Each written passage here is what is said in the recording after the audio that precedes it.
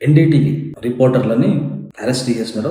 తెగ వైరల్ అయిపోతా ఉన్నారు. తెగ ప్రచారం జరుగుతా ఉంది. సో బీఆర్ఎస్ నాయకులు హరీష్ రావు, కేటీఆర్, బీఆర్ఎస్ సంబంధ ఎమ్మెల్యేలు, ఎంపీలు వీళ్ళంతా తీవ్రంగా కామెంట్లు చేస్తున్నారు రేవంత్ రెడ్డి ప్రభుత్వం మీద. ప్రజాస్వామ్యాన్ని అపహాస్యం చేస్తారా? ప్రజాస్వామ్యంలో జర్నలిస్ట్ అరెస్ట్ చేయడం కరెక్ట్ కాదు. జర్నలిస్ట్ అర్ధరాత్రి పండుగ పూట అరెస్ట్ చేయడం ఏంటి అని చెప్పి తీవ్రమైన కామెంట్లు చేస్తూ ఉన్నారు. దాన్ని హడావుడి చేసి దాన్ని రచ్చ చేసి ఒక పెద్ద రాష్ట్ర సమస్యగా చిత్రీకరించే ప్రయత్నాలు చేస్తూ ఉన్నారు బీఆర్ఎస్ పార్టీ నాయకులు. సో బీఆర్ఎస్ పార్టీ నాయకులు మేము ఒకటి చెప్తా ఉన్నాం, జర్నలిస్టులను అర్ధరాత్రి అరెస్ట్ చేయడం తప్పే అయినప్పటికీ ఐఏఎస్ ఆఫీసర్, ఒక దళిత ఐఏఎస్ ఆఫీసర్, ఒక మంత్రి కోమటిరెడ్డి వెంకటరెడ్డి లాంటి ఒక మినిస్టర్, సీనియర్ నాయకుడు, నల్గొండ జిల్లాకు సంబంధించిన వ్యక్తి మీద ఎలాంటి ఆధారాలు లేకుండా, ఎలాంటి ప్రూఫ్ లేకుండా అక్రమ సంబంధాలు లాంటి వార్తలను ప్రచారం చేయడం. సో ఈ మాటలు చెప్పొద్దు, అర్థం కానికి మాత్రమే చెప్తా ఉన్నాం. ఈ కథనాలు ఎన్డీటీవీ ప్రచారం చేసింది ఎలాంటి ఆధారాలు లేకుండా, కనీసం ఎలాంటి కింద ఇన్ఫర్మేషన్ లేకుండా కథనాల పేరుతో అని చెప్పి ఒక ప్రచారాన్ని స్టార్ట్ చేసింది. దానికి కోమటిరెడ్డి వెంకటరెడ్డి చాలా బాధపడి ఎమోషనల్ అయ్యాడు. సో రాజకీయాల్లో ఉండాలనుకోలేదు, నా కొడుకు చచ్చిపోయినప్పుడు రాజకీయాలు వదిలేద్దాం అనుకున్నా, కానీ ప్రజలకు సేవ చేయాలనుకున్నా, ప్రజల కోసం పనిచేయాలనుకున్నా, ప్రజలు నన్ను నమ్ముకున్నారు కాబట్టి అని చాలా ఎమోషనల్ అయినాడు, చాలా బాధపడ్డాడు. ఇంకోటి ఐఏఎస్ల సంఘం కూడా ఇట్లాంటి ప్రచారాలు చేయడం కరెక్ట్ కాదు, ఎలాంటి ఆధారాలు లేకుండా అది కూడా ఒక దళిత ఐఏఎస్ ఆఫీసర్ మీద ఇట్లాంటి కామెంట్లు చేయడం చెప్పి ఐఏఎస్ అధికారుల సంఘం కూడా కొన్ని కామెంట్లు చేసింది. సో ప్రభుత్వాన్ని నడిపే ఐఏఎస్ అధికారుల మీద, ప్రభుత్వాన్ని నడిపే మంత్రుల మీద ఇట్లాంటి ఆధారాలు లేకుండా కామెంట్లు చేయడం కరెక్ట్ కాదు, ఎన్డీటీవీకి వార్నింగ్ ఇచ్చారు. సో దీన్ని సీరియస్గా తీసుకున్న రేవంత్ రెడ్డి, ఎందుకంటే రేవంత్ రెడ్డి చేతిలోనే హోంశాఖ ఉంటుంది కాబట్టి అర్ధరాత్రి సంబంధించిన సీనియర్ జర్నలిస్టులని అరెస్ట్ చేయడం జరిగింది. వెంటనే సాయంత్రం వాళ్ళకి బెయిల్ వచ్చేసింది, రిమాండ్కి పోకుండా. దీని మీద బీఆర్ఎస్ పార్టీ మాత్రం చాలా ఇష్యూ చేస్తుంది. సో ఆధారాలు లేకుండా ప్రచారం చేయడం తప్పే అయినప్పటికీ ఇట్లా అరెస్ట్ చేయడం కరెక్ట్ కాదని చెప్పి ఒక రకంగా రెచ్చగొట్టే ప్రయత్నం చేస్తుంది, ఒక రకంగా తప్పును ఒప్పుకునే ప్రయత్నం చేస్తూ ఉంది. సో ఇంత రియాక్ట్ అవ్వాల్సిన అవసరం ఏముందో బీఆర్ఎస్ పార్టీకి? ఆధారాలు లేకుండా ప్రచారం చేయడం కరెక్ట్ కాదు కదా మరి.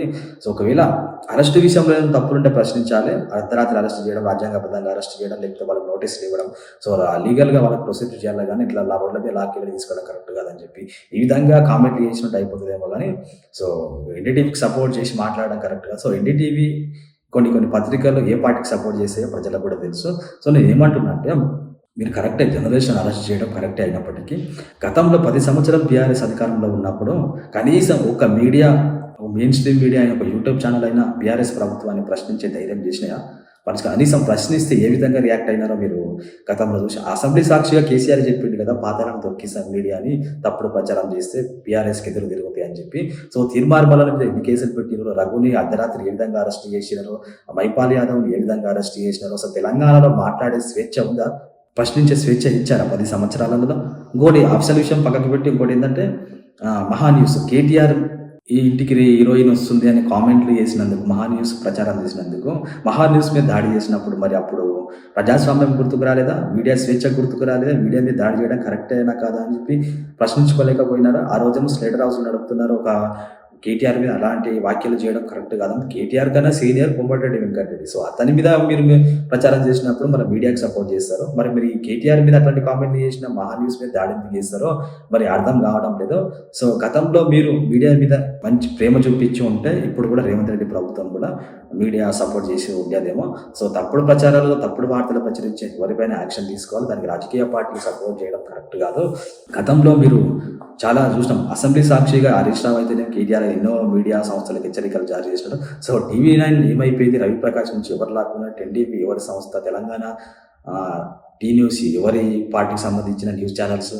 సో మీరు ఆంధ్రజ్యోతి మీద ఏ విధంగా దాడి చేసినారు, మహాన్యూస్ మీద ఏ విధంగా దాడి చేసినారు, ఈనాడు మీద ఎన్ని కామెంట్లు చేసినారు గతంలో 10 సంవత్సరాల అధికారంలో ఉన్నప్పుడు. సో అంటే మీకు వ్యతిరేకంగా ప్రచారం చేస్తేనేమో మీడియా తప్పు అంటారు, ఆంధ్ర పత్రికలు అంటారు. మీకు అనుకూలంగా ప్రచారం చేస్తేనేమో మంచి అంటారు. అదే కాంగ్రెస్ ప్రభుత్వం వేరే ప్రతిపక్షాల మీద, వేరే పార్టీల మీద, రాజకీయ నాయకుల మీద తప్పుడు ప్రచారాలు చేసిన వాళ్ళనేమో. సో ఇది కరెక్ట్ కాదు. బీఆర్ఎస్ ప్రభుత్వం మీడియా మీద ప్రేమ చూపిస్తూ ఉన్నారు. మీడియాని అనగదొక్కిందే బీఆర్ఎస్ ప్రభుత్వం. మీడియా లేకుండా చేయాలని ప్లాన్ చేసిందే. కేటీఆర్ కూడా రీసెంట్ ఎలక్షన్లో కూడా చెప్పినాడు. ఏమని చెప్పినాడంటే, 1000 కోట్లు పెట్టి ప్రమోషన్ చేయించుకునే బదులు ఇన్ఫ్లుయెన్సర్లతోటి ఒక 100 యూట్యూబ్ ఛానల్ పెట్టుకున్నట్టు అయిపోతుండే అని చెప్పి కామెంట్ చేసినాడు. సో మీడియాని తప్పుడు ప్రచారాలు చేయడం, తప్పుడు ప్రచారాలు చేయించడం, ఆధారాలు లేకుండా ఇట్లాంటి కామెంట్స్ చేయించడం తప్పు. ఎవరికైనా ఫ్యామిలీ ఉంటది. కేటీఆర్ మీద కామెంట్లు చేయించినప్పుడు, కేటీఆర్ మీద ప్రచారం చేయించినప్పుడు అతనికి ఫ్యామిలీ ఉంటది గానీ, మన కోమటిరెడ్డి వెంకటరెడ్డి సీనియర్ మంత్రి మీద కామెంట్లు చేసినప్పుడు అతనికి ఫ్యామిలీ ఉండదు. అతను ఎంత సఫర్ అయి ఉంటాడో ఒకసారి ఆలోచించుకోవాలి. సో, హరీష్ రావు అయితే లైవ్‌లో కెమెరా పెట్టి డీజీపీకి ఫోన్ చేసి ఏదో చేస్తున్నట్టు ఎన్నో సార్లు హరీష్ రావు కూడా మీడియా ప్రతినిధులను బెదిరించినాడు. సో, మీడియా రిపోర్టర్స్‌ని బెదిరించినాడు. సో, 10 సంవత్సరాల అధికారంలో ఉన్నప్పుడు ఇంత మాట్లాడే స్వేచ్ఛ ఉందా మీడియా వాళ్ళకి, యూట్యూబ్ ఛానెల్స్ వాళ్ళకి? సో, గతంలో ఇప్పటికి కంపేర్ చేసుకోవాలి. మీడియా స్వేచ్ఛనిస్తుంది. రేవంత్ రెడ్డి ప్రభుత్వం చాలా స్వేచ్ఛనిస్తుంది గానీ, మరీ మితిమీరితే అరెస్ట్ చేయడం, తప్పుడు చర్యలు, తప్పుడు ప్రచారాలు తప్పుడు వార్తలు, తప్పుడు కథనాలు ప్రచారం చేసి ఖచ్చితంగా యాక్షన్ తీసుకుంటామని చెప్పి రేవంత్ రెడ్డి చెప్తా ఉన్నాడు. సో, చాలా గతంలో పోలిస్తే ఇప్పుడు చాలా స్వేచ్ఛ ఉంది మీడియా వాళ్ళకి, రిపోర్టర్లకి. సో, ఏందంటే ఆధారాలు లేకుండా మరీ తీవ్రంగా వ్యక్తిగత విషయాల దగ్గరికి, ఫ్యామిలీ విషయాల దగ్గరికి వెళ్లి చేస్తే మాత్రం ఖచ్చితంగా యాక్షన్ తీసుకుంటామని చెప్పి రేవంత్ రెడ్డి ప్రభుత్వం హెచ్చరిస్తా ఉంది. సో, మీడియా మీద బీఆర్ఎస్ ప్రభుత్వం చూపిస్తున్న ప్రేమకి ప్రజలంతా షాక్ అవుతా ఉన్నారు. సో, ఏది ఏమైనా ఇట్లాంటి వ్యక్తుల మీద, ఫ్యామిలీ ఇష్యూస్ మీద, ఫ్యామిలీ మీద ఇట్లాంటి తప్పుడు కథనాలు ప్రచారం చేయడం, ఆధారాలు లేకుండా, ప్రూఫ్స్ లేకుండా, సో, తప్పే. దానికి రిపోర్టర్లకి సపోర్ట్ చేయడం కరెక్ట్ కాదు బీఆర్ఎస్ ప్రభుత్వం. సో, అరెస్ట్ విషయంలో తప్పులుంటే ప్రశ్నించాలే గానీ, కథనాలు ప్రచారం చేసిన వాళ్ళని అరెస్ట్ చేయకపోవడం, వాళ్ళ మీద యాక్షన్ తీసుకోవద్దు అంటే కరెక్ట్ కాదు. ఒకవేళ వాళ్ళు అరెస్ట్ విషయంలో ఏదైనా ప్రాబ్లమ్స్ ఉంటే, లీగల్‌గా లేకపోతే అర్ధరాత్రి అరెస్ట్ చేయడం ఇట్లాంటి ఇష్యూస్ ఉంటే మాత్రం ఖండించాలే గానీ, అరెస్ట్ చేయొద్దు అనడం కరెక్ట్ కాదు. సో, బీఆర్ఎస్ ప్రభుత్వం మానుకోవాలి. ఇట్లాంటి ప్రజలను రెచ్చగొట్టే కార్యక్రమాలను మానుకోవాలి.